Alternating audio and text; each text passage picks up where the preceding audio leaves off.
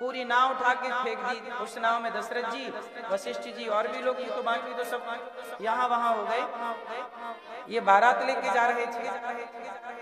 अब संयोग देखिए कि सबकी मुलाकात हुई समुद्र के किनारे। दशरथ जी ने वो पेटी देखी, खोली तो उसमें कन्या। पूछा देवी तुम कौन हो? बोले मेरा नाम कौशल्या है, मेरा विवाह दशरथ जी से होना था।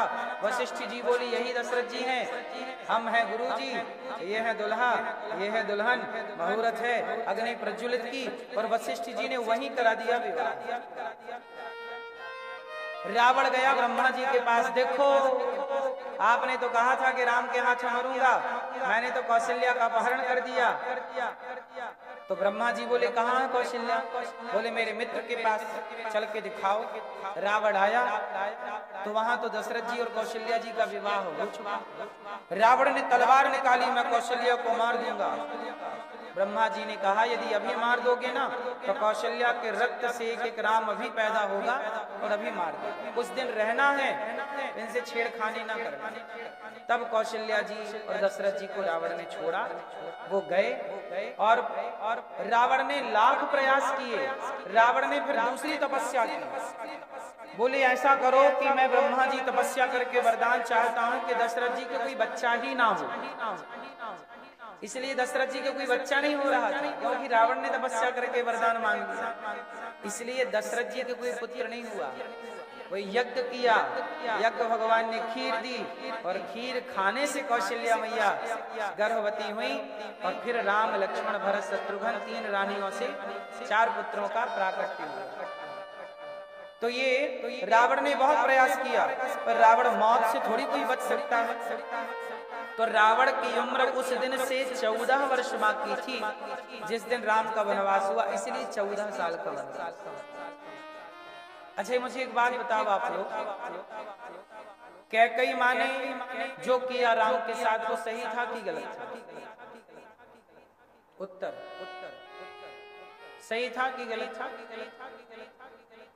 मेरी मैया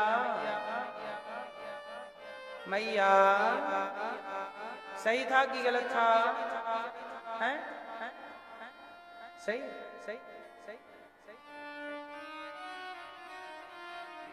सच्चाई ये है कि राम को वनवास भेज देना, कैकेयी माँ के अंदर ना लालच आ गया। लालच कैसे आ गया? मंथरा के भड़काने से। यहाँ एक दूसरी बात समझने की है कि कुसंग से सबको बचना चाहिए। कैकेयी माता जैसी महिलाएं जिन्होंने राम को दूध पिलाया, राम की परवरिश की, कौशल्या कैकेयी माता की बुद्धि बिगाड़ सकती है मंथरा, तो आज की मंथराएं और आज के लोग की आपकी बुद्धि नहीं बिगाड़ सकते। इसलिए कुसंग से दूर रहना चाहिए। कैकेयी माँ के अंदर लालच आ गया। क्या लालच आ गया? दशरथ जी ने कहा कि भरत को मैं राजा बना देता हूं, पर राम को वनवास न भेजो, कैकेयी मैं मर जाऊंगा।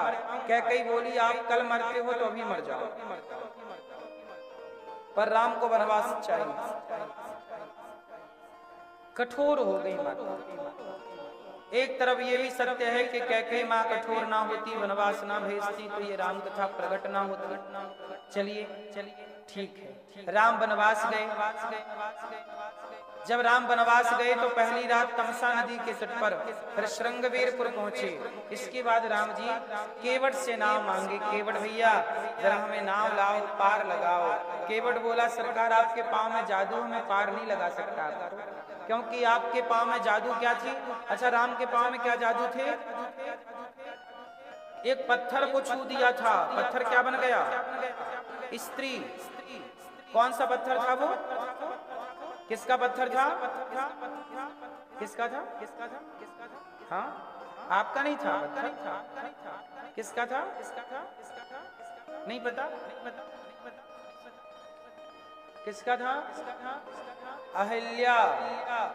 अहिल्या नाम है, अहिल्या माता पत्थर की बन चुकी थी। अच्छा ये बताओ अहिल्या को पत्थर का किसने बनाया? उनके पति ने। किसने बनाया?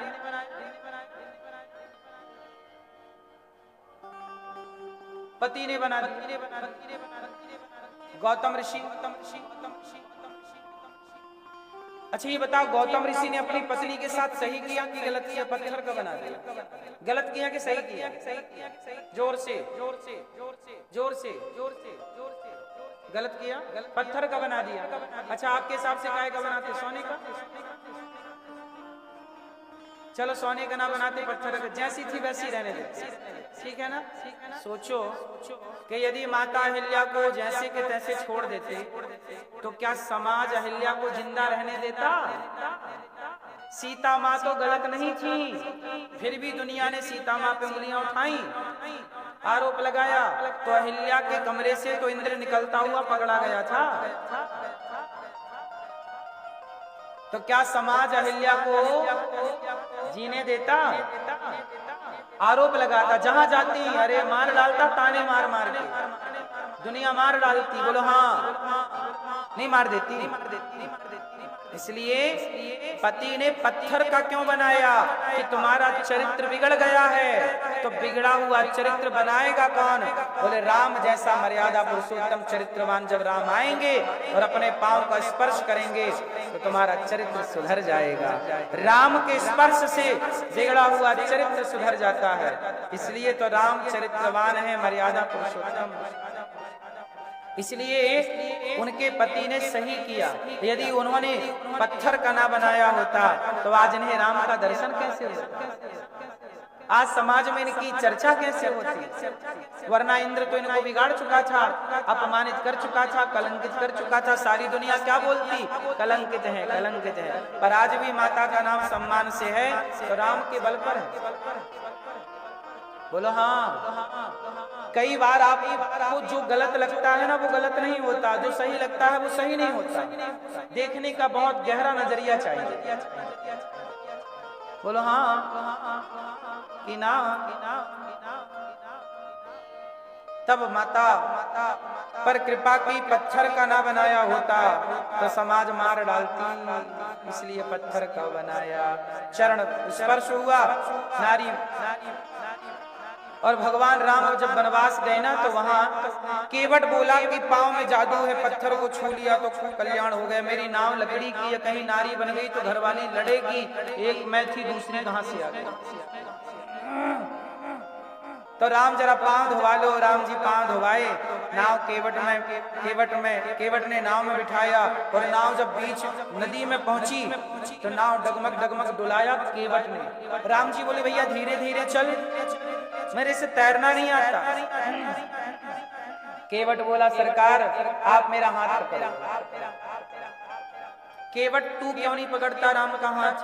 केवट बोला कि मैंने राम का हाथ पकड़ा तो मैं प्रभु को कभी छोड़ सकता हूँ, पर भगवान ने जिसे पकड़ लिया वो कभी नहीं छोड़ेंगे, इसलिए मैं आपको नहीं पकड़ूंगा प्रभु, आप मुझे पकड़िए। इसलिए सच्चाई क्या है? आप कभी भगवान को मत पकड़ना, भगवान की तरफ अपने हाथ बढ़ाना, प्रभु मुझे पकड़ लीजिए। इसलिए भगवान का दर्शन कैसे करते हैं आप लोग? आप लोग भगवान का दर्शन कैसे करते हैं? कैसे करते हैं? ऐसे? ये तो प्रार्थना की मुद्रा है। त्वमेव माता च पिता त्वमेव, ये दर्शन की मुद्रा नहीं, ये प्रार्थना है। त्वमेव माता च पिता त्वमेव, ये प्रार्थना। दर्शन कैसे करना चाहिए? कैसे?